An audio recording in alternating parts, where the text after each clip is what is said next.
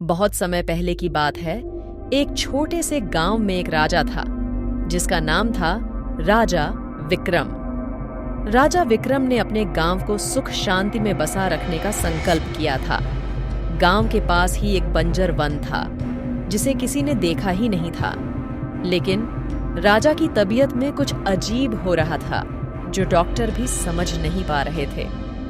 राजा विक्रम ने एक बुद्धिमान योगी को बुलवाया और उससे अपने स्वास्थ्य की वजह पूछी। योगी ने कहा, राजा विक्रम, तुम्हारी बीमारी का कारण तुम्हारी बुरी आदतें हैं। तुम्हें एक मानव भाषा में समझाऊंगा, पर तुम्हें व्रत रखना होगा। राजा ने योगी की बात मानी और व्रत रखने का निर्णय किया। योगी ने कहा, तुम्हें वह बंजर वन जाना होगा जो तुम्हारे गांव के पास है। वहां एक विशेष रहस्यमय आशीर्वाद है। राजा ने व्रत का पालन करते हुए बंजर वन की ओर रुख किया।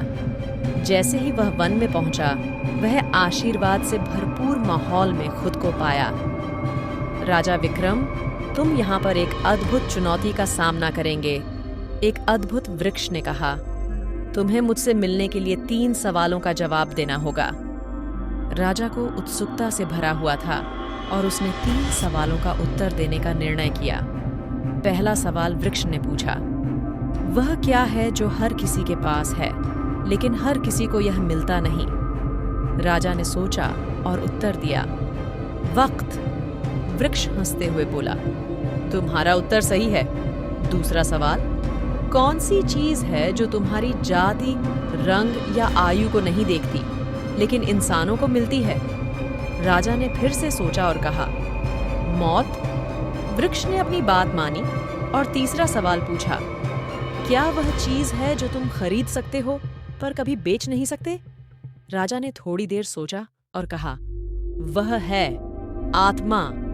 वृक्ष ने खुश होकर राजा के सामने एक राजमुद्रा खोली जिससे एक अद्भुत रथ उजागर हुआ। राजा ने रथ में सवार होकर देखा कि यह रथ स्वयं उड़ सकता था। रथ ने राजा को सारे वन का दर्शन कराया और फिर उसे गांव वापस ले आया। वहां पहुंचकर राजा ने अपने गांव वालों को बहुत खुश किया। वह ने अपनी बीमारी से मुक्ति प्राप्त की और उसने वन का आशीर्वाद सभी के साथ साझा किया। गांव वालों ने राजा की बुद्धिमत्ता को देखकर अचंभित होकर कहा, राजा विक्रम, तुमने हमें सबको जोड़ने वाले सत्य सिखाया है। राजा ने हंसते हुए कहा, हाँ, ये सत्य है कि सबका एक दूसरे से जुड़ाव महत्वपूर्ण है। हमें अपने समस्याओं का सामना करने के लिए साथ मिलकर काम करना चाहिए।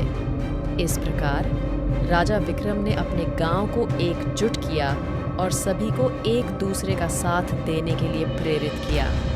उसका यह आशीर्वाद सदैव उनके साथ रहा और उनके गांव को सुख शांति से भर दिया।